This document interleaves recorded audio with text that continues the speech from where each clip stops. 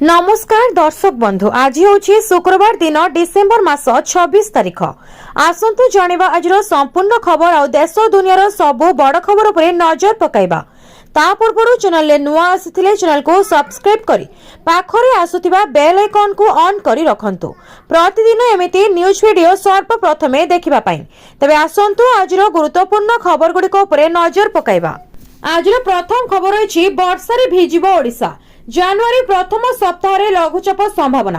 राज्य उपरू पश्चिमा झड़ प्रभाव अपसरी जिबा परे गत 2 दिन हला विभिन्न अंचल रे सर्वनिम्न तापमात्रा कमुछि। समतल एवं पहाड़िया अंचल गुड़िकरे 1 ରୁ 2 डिग्री पर्यंत राति तापमात्रा ह्रास पाइबा संभावना रहिछि। एणे राज्य रे पारद तळमुह होइतिबा बेले विलंबित रातिरु घन कुहुड़ी माड़ी आसुछि। घन कुहुड़ी शीत प्रभावरु आहुरी तीव्र करुछि। फलस्वरूप लोके बाहरकू बाहरिबा कष्टकर होई पडुछि। गमनागमन रे समस्या उपजुछि। पाणीपाग विशेषज्ञ पूर्वानुमान अनुसार इंग्राजी नूआ वर्ष पर्यंत राज्य रे शीत प्रकोप लागि रहिबो। एथि सहित आसंता 4 दिन पर्यंत घन कुहुड़ी दृश्यमान हेबा संभावना रहिछि। अपराह्न 4टा बाढिले शीत माड़ी आसुछि। घन कुहुड़ी शीत प्रभाव को आहुरी तीव्र करिछि। फलस्वरूप लोके बाहरकू बाहरिबा कष्टकर होई पडुछि। यह सहित आसंता 4 दिन पर्यंत घन कुहुड़ी दृश्यमान हेबा संभावना रहिछि। अपराह्न 4टा बाढिले शीत माड़ी आसुछि। राति 2टा बेलकू सर्वनिम्न तापमात्रा खसिबा द्वारा शीत प्रकोप बढ़ुछि। सकाळ 9टा पर्यंत शीत कमु नाही। शीतुआ सकाळ कुहुड़ीर आस्तरण देह हाथ को कालुआ करी देउछि। परवर्ती खबर अछि शीतरु मिलिबो सामान्य आश्वस्ति। जमिबो जाड़ प्रकोप बढ़िबो कुहुड़ी। राज्य में लागि रहिबो शीत प्रकोप। नुआ वर्ष पर्यंत शीत कमिबा संभावना नाही। एपटे कुहुड़ी बढ़िबा नै सतर्क सूचना जारी करिछि पाणीपाग विभाग। राज्य में वर्तमान पाग सुखिला रहिबो। आसंता 6 दिन पर्यंत राति तापमात्रा रे विशेष परिवर्तन संभावना नाही। गुरुवार सकाळ पर्यंत झारसुगुड़ा, संबलपुर, ढेंकानाल, सुंदरगढ़, सोनपुर, कंधमाल रे घन कुहुड़ी संभावना थिबा बेले आउ किछि जिल्ला रे मध्यम धरणर कुहुड़ी होई पारे। बड़ दिन और ख्रीष्टमास अवसर में गुरुवार राति और शुक्रवार सकाळे संबलपुर, ढेंकानाल, सुंदरगढ़, सोनपुर, कंधमाल केतेक स्थान में घन कुहुड़ी आशंका अछि। संबलपुर, जगतसिंहपुर, ढेंकानाल, सुंदरगढ़, सोनपुर, कंधमाल, अनुगुल, मयूरभंज, केन्दुझर, भद्रक, बौद्ध, बालेश्वर और केन्द्रापड़ा रे केतेक स्थान में मध्यम धरणर कुहुड़ी होई पारे। 29 तारिख सकाळ पर्यंत राज्यर विभिन्न स्थान में मध्यम धरण घन कुहुड़ी आशंका रही। मंगलवार राति रे कोरापुट रे सर्वनिम्न तापमात्रा 6.1, सिमिलीगुड़ा रे 6.6, झारसुगुड़ा रे 6.8, दारिंगबाड़ी रे 7.5, जी उदयगिरी रे 8.7। परवर्ती खबर अछि ईपीएफओ कर्मचारी पाई खुशी खबर। एही दिन ठारू एटीएम रू उठाई परिबे पीएफ टंका। सरकार बड़ घोषणा। केंद्र श्रम मंत्री मनसुख मांडव्य घोषणा करिसेंति जे कर्मचारी मानक पाई पीएफ उठाण प्रक्रिया सबु शीघ्र बहुत सहज होई जिवो। से कहिसेंति जे मार्च 2026 सुधा कर्मचारी माने यूपीआई एवं एटीएम माध्यम रे सेमानकर पीएफ अकाउंट रो सीधा सड़क टंका उठाण करि परिबे। एहार अर्थ होछि पीएफ पांठी उठाण एबे बैंक रो टंका उठाण परि सहज होई जिवो। पीएफ उठाइबा पई आउ एक असुविधा हेबो नाही। मनसुख मांडव्य स्वीकार करिसेंति जे एपर्यंत लोकन को पीएफ उठाइबा पई अनेक फॉर्म पूर्ण करिबा को पडुथिला, जहां साधारण कर्मचारी मानकु असुविधार सम्मुखीन करुथिला। एबे एही प्रक्रिया संपूर्ण डिजिटल एवं सुगम हेबो। सरकार पूर्व पीएफ अकाउंट गुड़ी को यूएन, आधार एवं बैंक अकाउंट सहित लिंक कर सारी।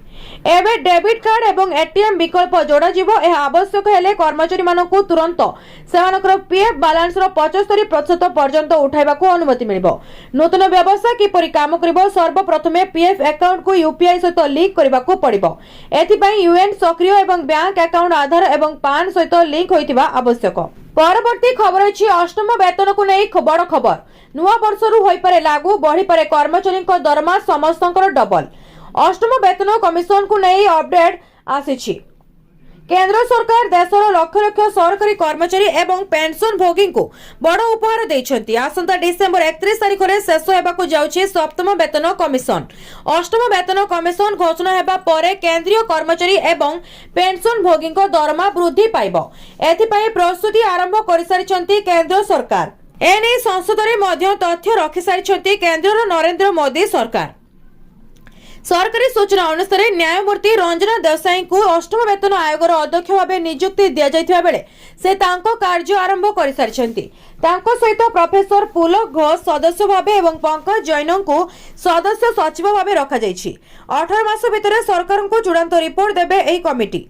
अष्टम वेतन कमिशन लागू हेले केंद्रर समस्त कर्मचारी को यार लाभ मिलिबो, जेपरि कि उद्योग क्षेत्र में थिबा केंद्रीय कर्मचारी और भारतीय सेना रे थिबा कर्मचारी, सशस्त्र बल केंद्र शासित अंचल में कार्य करुथिबा कर्मचारी को यार फायदा मिलिबो।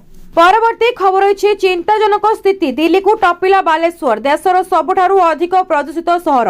गत किछि दिन पूर्व जातीय राजधानी दिल्लीर प्रदूषण चिंताजनक थिला। स्थिति संगीन होइथिबा बेले स्कूल मध्य बंद रखा जायतिला। एहारि भितरे ओडिशार प्रदूषण को नै एपरि एक रिपोर्ट सामना को आसीछि जाके चिंता को द्विगुणित करिछि। प्रदूषण रे ओडिशार किछि सहर वर्तमान जातीय राजधानी दिल्ली को टपि जायछि। ओडिशार बालेश्वर सहर आज सबुठारु अधिक प्रदूषित सहर भावे परिगणित होइछि। एठारे आईक्यूआई 336 रही। द्वितीय स्थान में तालचर रही बेले तृतीय स्थान में रही बारिपदा। तालचर रे आईक्यूआई 324 रही बेले बारिपदार आईक्यूआई 304 रही।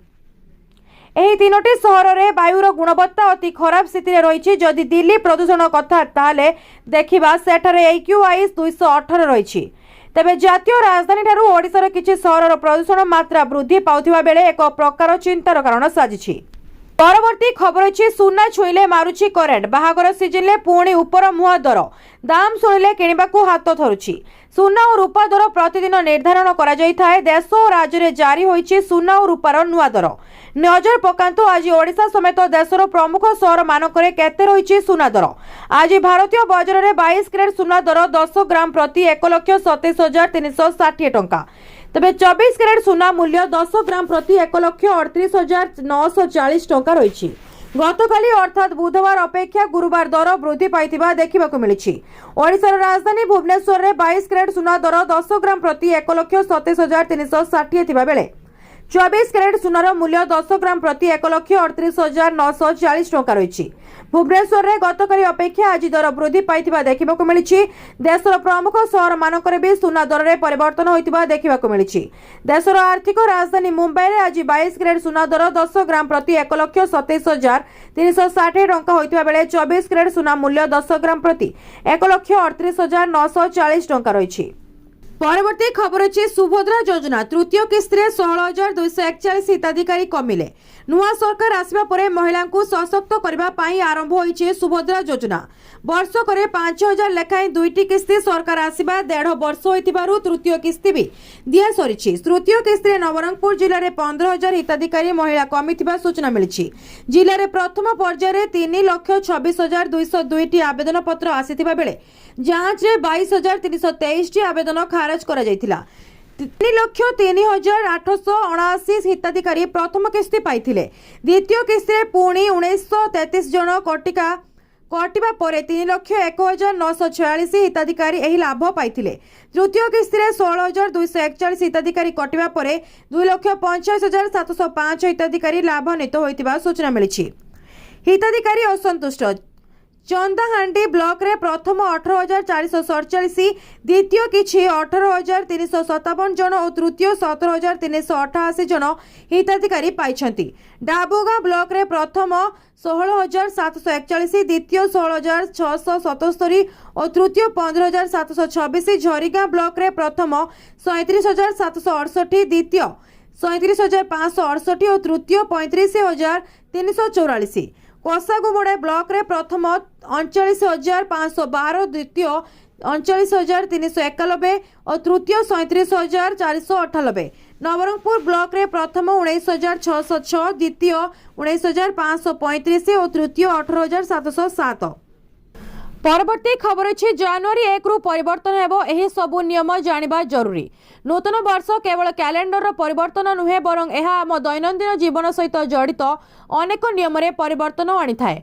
डिसेंबर मास शेष हेबाकू जाउछि एवं 2026 आरंभ सहित देश रे बैंकिंग, टिकस, राशन कार्ड, कृषक योजना, गैस मूल्य, डिजिटल पेमेंट, सरकारी कर्मचारी दरमा एवं अन्यान्य अनेक सेवा सहित जड़ित नूतन नियम लागू होई पारे।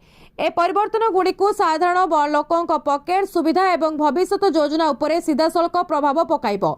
चाषी, श्रमिक, वृद्ध, पेंशन भोगी किंबा मध्यवित्त परिवार हेउ ଜାନୁଆରୀ 1, 2026 କଣ ପରିବର୍ତ୍ତନ ହେବ ତାହା ଜାଣିବା ସମସ୍ତଙ୍କ ପାଇଁ ଗୁରୁତ୍ୱପୂର୍ଣ୍ଣ, ଯାହାଦ୍ୱାରା ସମୟ ମଧ୍ୟରେ ଉପଯୁକ୍ତ ପଦକ୍ଷେପ ନିଆଯାଇପାରିବ। ତେଣୁ ଆସନ୍ତୁ ନୂତନ ବର୍ଷରେ ଘଟିବାକୁ ଥିବା ପ୍ରମୁଖ ପରିବର୍ତ୍ତନଗୁଡ଼ିକୁ ଅନୁସନ୍ଧାନ କରିବା ଏବଂ ସେଗୁଡ଼ିକୁ ଆପଣଙ୍କୁ କିପରି ଲାଭ କିମ୍ବା ପ୍ରଭାବ ପକାଇବ ତାହା ଅନୁସନ୍ଧାନ କରିବା। ଏହି ନିୟମଗୁଡ଼ିକ ଜାନୁଆରୀ 1, 2026 ପରିବର୍ତ୍ତନ ହେବ। ନୂତନ ରାସନ କାର୍ଡ ନିୟମ 2026 ଆରମ୍ଭ ହୋଇ ରାସନ କାର୍ଡ ପ୍ରକ୍ରିୟାକୁ ସରଳ କରାଯିବ। ରାସନ କାର୍ଡ ପାଇଁ ଅନଲାଇନ୍ ଆବେଦନ ଏବେ ଆରମ୍ଭ କରାଯାଇଛି।